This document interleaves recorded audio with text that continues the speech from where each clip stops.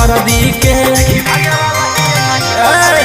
छोड़ाओ नहीं गुंडा गर्दी के देखी भागे वाला ही नहीं बरदी के।